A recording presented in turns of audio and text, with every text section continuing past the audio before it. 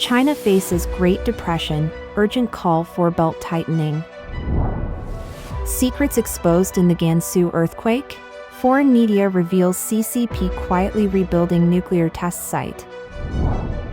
China's aging population poses unprecedented challenges for Beijing. Expert warns, perilous political situation for CCP in 2024, potential for sudden rebellion. It's all covered in today's China Truths. China faces Great Depression, urgent call for belt tightening. Radio Free Asia reported on December 22 that the Great Depression has hit China, leading to a decline in the number of restaurants and department stores each month. In a significant development, IKEA Furniture in Jing'an District, Shanghai, announced its closure, and both Guangzhou Tmall department store Dongpu and City Plaza in Shenzhen, operating for 21 years, are set to close by the end of the year. From the State Council of the CCP to local governments, there is a unanimous mention of the necessity to live a tight life. The CCP's Ministry of Finance, in its annual work conference document, emphasized tight days 6 times, marking a significant increase from the single mention in the previous year's meeting manuscript. According to finance blogger Liu Xiaobo Talks Finance, Beijing once used real estate as a tax weapon, with about 50% of local income coming from various real estate incomes. The crash in the real estate market has sharply increased pressure on local governments to boost revenue, necessitating a tight life. In line with this, as previously reported, the Xiamen municipal government issued a notice on strengthening budget management and adhering to tight living. This directive includes the suspension of local construction projects, a 10% and 20% compression of departments' special business expenses and public funds, respectively, in 2024, and strict control over general expenditures such as 3 commons expenses. At the Zhejiang Provincial Party Committee Economic Work Conference on December 20, Yi Lianhong, secretary of the Provincial Party Committee, emphasized the need for party and government agencies to adapt to a tight life. An article titled Living Tightly on the Jiangsu Provincial Committee of the CCP's Organization Department website on December 19 mentioned the recent Central Economic Work Conference's requirement for party and government agencies to embrace a tight life, with party members and cadres leading by example. Due to financial constraints, local governments in Zhejiang and Shenzhen issued notices instructing government departments at all levels to live a tight life, leading various government agencies and institutions to clear out non-staff personnel. Netizens commented that Ministry of Finance officials claimed the government was tightening life for the people to have a good life. However, they expressed a desire for common people to live the same life as government officials, without the need for double standards. Ms. Zhou, a resident of Shijiazhuang, mentioned that the financial constraints faced by various district governments have impacted government operations. Civil servants in various units have been living frugally since the pandemic, and some salary issues for staff in affiliated units of district governments have had to be resolved independently. A friend's daughter studying overseas is now being urged to apply for immigration and stay abroad due to financial difficulties. In February of this year, 31 provinces in China proposed plans to live a tight life, involving strict control over general expenditures, funds, and more.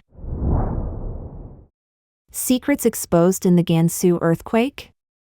Foreign media reveals CCP quietly rebuilding nuclear test site. Amid the recent Gansu earthquake in China, which has been labeled a man-made disaster and resulted in significant casualties, the American New York Times, along with information from the U.S. government and Maxar Technologies, released new satellite images. These images reveal that China is secretly reconstructing the Lopner nuclear test site in Xinjiang. A drilling rig is shown excavating a vertical shaft believed to be at least 536 meters deep, and new roads extending over 48 kilometers towards a hilly area, indicating potential preparations for underground nuclear tests. Further satellite imagery has uncovered drilling rigs in these hills, hinting at future underground test sites. These new developments suggest the possibility of larger-scale atomic tests compared to the existing shallow horizontal tunnels. The main hub for the Lopner nuclear test site is this huge area with lots of buildings and technical spots, stretching over more than 2 square miles, like 5.18 square kilometers. Since 2017, they've been busy adding to or fixing up more than 30 buildings at this main spot. Tong Zhao, a nuclear expert at the Carnegie Endowment for International Peace, has interpreted these signs as China preparing to resume nuclear testing. Siegfried S. Hecker, former head of the Los Alamos Weapons Lab in New Mexico, USA, noted the unusual nature of these new structures at Lopner, contrasting them with the typical activities at Russian and U.S. nuclear test sites. Rennie Babiers, a former analyst at the National Geospatial Intelligence Agency under the U.S. Department of Defense, warned that these activities signify the Chinese Communist Party's efforts to modernize their nuclear arsenal, potentially accelerating the development of new nuclear weapons. The Chinese Ministry of Foreign Affairs, however, dismissed concerns about this expansion as baseless, calling it irresponsible speculation about a China nuclear threat. Coinciding with these developments, a 6.2 magnitude earthquake struck Gansu on the same day, followed by hundreds of aftershocks, resulting in 117 lives and injured 781 people in Gansu. And right next door in Qinghai, by 10 p.m. on the 21st, they were dealing with 31 dead, 198 injured, and 3 missing because of the earthquake. The locals say that after the Jishishan quake, 2 villages linking Qinghai Province and Jishishan County, Jintian Village and Chaotian Village, got slammed by mudslides 3 meters high, coming right up from underground. Su Dekhen, a researcher at the Chinese Academy of Geological Sciences, says this is a type of geological disaster called sand boiling. When the quake hit, the waterlogged sand underground got all shaken up and squished, turning into a liquid fast and bursting out onto the surface. Jintian Village is on the old Yellow River path, so there's a lot of this water-rich silt underground. The quake made the pressure shoot up, triggering the sand-boiling mess. And that's not all. At 9:46 a.m. on December 19th, a 5.5 earthquake hit Artuk City in the Kyzyl-Kyrgyz Autonomous Prefecture in the Xinjiang Uyghur Autonomous Region. All these quakes have got people wondering if they're somehow tied to Beijing testing out some new nukes. China's aging population poses unprecedented challenges for Beijing. China's aging population has become a major demographic challenge as the average age of the urban and rural labor force is approaching 40 years old. And experts say the CCP has no solution to tackle the issue. China's Ministry of Civil Affairs released a report in 2022 saying that 19.8% of the Chinese population were over 60 and 14.9% were over 65. The dependency ratio of the elderly population aged 65 and above was 21.8%, representing an increase of 1% from 2021 and an increase of 9.1 percentage points from 2012, showing a continuous upward trend. These figures represent the retirement age to working age demographic ratio, calculated as the number of individuals aged 65 and over per 100 working age people, 15 to 64. According to 2022 data, on average, less than 5 working-age people in China will have to support one elderly person aged 65 and above. It is important to note that the elderly population in the government data does not reflect the actual numbers. In China, the current retirement age is 60 for men, 55 for women in state-owned enterprises and those employed by the state, and 50 for female blue-collar workers. So China's elderly population essentially includes individuals aged 60 and above, and Beijing's report likely underestimated the number of retired individuals in the country. Effect on labor force. As China faces an increasing aging population, the average age of its workforce is also rising. A recent report titled Human Capital in China 2023 by the Central University of Finance and Economics reveals that by the end of 2021, the average age of Chinese laborers was nearing 40, with male workers in rural areas already exceeding 40 years. The report highlights that between 2011 and 2017, the growth rate of China's total human capital declined from 10.9% to 6.7%, largely due to the aging population. This demographic shift is affecting the accumulation of work experience and skills. In Beijing, the capital city, there is an average ratio of 2 working individuals for every retiree. These statistics suggest that China's labor market is facing unique challenges, which could have adverse implications for the country's economic growth in the future. China, holding the title of the world's largest population of older adults, is experiencing a significant demographic shift. Economist Ren Zeping notes that China entered an aging society in 2001, with over 7% of its population above 65 years. It took just 21 years to deepen into a deep aging society, where over 14% are aged 65 and over. Ren predicts that by 2050, half the population will be elderly, a consequence of the rapid aging of those born during the 1962 to 1975 baby boom. Chinese scholar Du Peng pointed out that 2023 will see the largest net increase in the elderly population due to the 1963 birth peak. The aging population is expected to steadily increase, reaching around 500 million by 2050, and then start to decline post-2052. Li Yuanhua, former professor at Capital Normal University, attributes this significant aging to the one-child policy enacted by the CCP, which disrupted natural population growth. Implemented between 1979 and 2015, this policy created a scenario where a married couple typically has to care for 2 sets of parents. The birth rate in China has been declining for 6 consecutive years. In 2022, it plummeted to a record low of 1.09, with major cities like Beijing and Shanghai even lower. Concurrently, the number of marriages has been decreasing for 9 years, reaching a record low in 2022.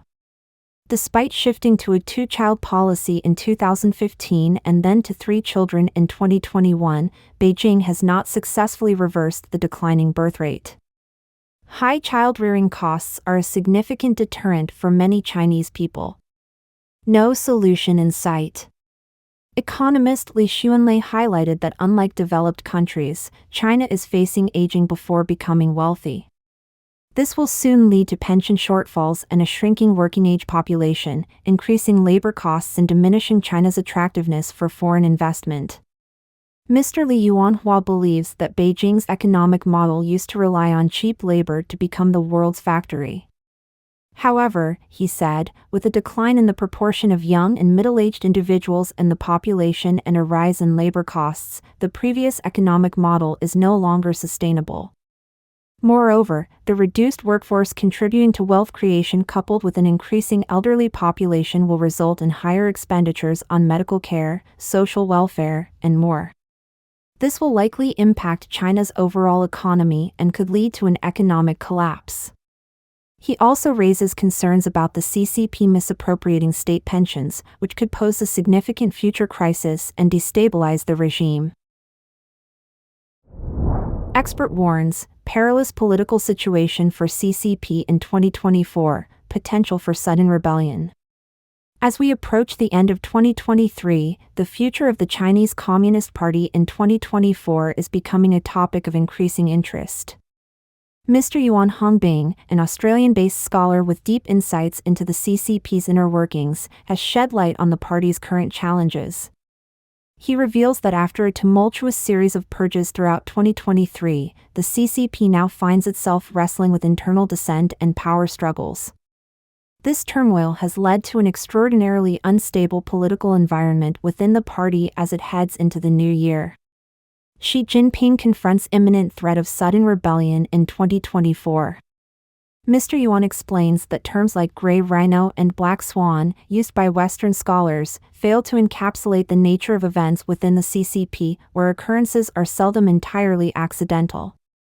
He predicts that the CCP's autocratic governance will continue to deteriorate in 2024, driven by its inherent political, economic, and cultural dynamics. He anticipates a sharp downturn in the CCP's economy in 2024, resulting in widespread unemployment and significant societal issues in China. Diplomatically, the CCP faces increasing isolation from the community of free and democratic nations while likely strengthening ties with authoritarian, terrorist and rogue states, including Russia, North Korea, Iran, and the Taliban in Afghanistan. Within the party, the prevalent attitude of officials lying flat and shirking responsibilities is expected to continue. Xi Jinping will likely intensify large-scale purges within the party, leading to more dangerous and extensive waves of purges. Mr. Yuan argues that Xi Jinping can maintain regime stability only through a highly equipped, technologically advanced armed force, resembling the Imperial Guards. However, ensuring absolute loyalty from all officials poses a significant challenge. Widespread mockery and disdain for Xi Jinping are reportedly common within the party, even privately. Mr. Yuan asserts, currently, not only is there societal unrest, but there is also a surge in official grievances, making the likelihood of sudden rebellion imminent. In 2024, Xi faces extreme danger. Xi Jinping's internal power struggles, Chen Yixin versus Wang Xiaohong. Xi Jinping's confidant, Chen Yixin, Minister of State Security, has risen to unusual prominence after the implementation of the revised counterespionage law. The Ministry of State Security, traditionally focused on espionage, has expanded its role to include economic security, indicating a power struggle with Minister of Public Security Wang Xiaohong. Mr. Yuan suggests that Chen Yixin is attempting to extend his influence through the state security system into the domestic economic security sphere, traditionally under the purview of the Ministry of Public Security. This indicates a fierce power struggle between the two ministries. Additionally, the Central Commission for Discipline Inspection oversees various political and economic aspects of all CCP officials. Xi Jinping wields 3 blades for internal CCP rule, moving away from the traditional notion of 2 blades. These include the public security system, state security system, and the discipline inspection system, each with distinct jurisdictions and functions. The Qin Gang, Li Shangfu, and Rocket Force incidents, a severe crisis for Xi Jinping ruling. The removal of Qin Gang and Li Shangfu and the overhaul of the Rocket Force in 2023 caused significant turmoil, with limited official transparency. Despite various rumors and speculations, Mr. Yuan acknowledges that Xi Jinping faces a substantial crisis, realizing that he is surrounded by two-faced subordinates. This crisis extends to the diplomatic system, with Qin Gang continuously confessing to issues, and Li Shangfu doing the same. The rectification wave seems far from over, as the positions of Qin Gang, Li Shangfu, and former Rocket Force Commander Li Yuchao in the Central Committee remain unchanged. Xi may risk invading Taiwan in 2025, Taiwan urged to abandon peaceful delusions. Mr. Yuan indicates that China's economy is expected to continue its significant downturn in 2024, leading to skyrocketing unemployment and challenging living conditions for citizens. Government officials are showing their discontent with Xi Jinping in a non-confrontational way, contributing to the dwindling efficiency of the CCP political system. Amidst these escalating internal crises, Xi Jinping is more likely to take the bold step of invading Taiwan. In a recent meeting with President Biden, Xi Jinping refuted the idea of having a specific plan to invade Taiwan, stating this has never been discussed with me, yet he maintained his stance on the unification of Taiwan. Mr. Yuan argues that Xi Jinping doesn't require external advice to address the Taiwan issue, it's a decision he'll make based on his own authoritarian leadership. Insiders with a conscience foresee that in 2024, Xi Jinping's overall crisis will rapidly evolve into something even more perilous. Consequently, it's highly probable that Xi Jinping will initiate a conflict in the Taiwan Strait in 2025, following the U.S. presidential election. The Australian scholar also notes that Xi and his team believe the U.S. elections in autumn 2024 will further polarize America, diminishing its resolve and capacity to engage with the Taiwan Strait crisis. Lastly, Mr. Yuan stresses that Taiwanese society must discard its pacifistic fantasies, as the CCP is the primary, if not the sole, cause of Taiwan's national emergencies. The CCP is deeply involved in Taiwan's electoral process, but I am confident that Taiwan's free and democratic system will definitely defeat the CCP's covert operations to control Taiwan's elections. Don't forget to comment in the section below to share your opinions on today's topic with us.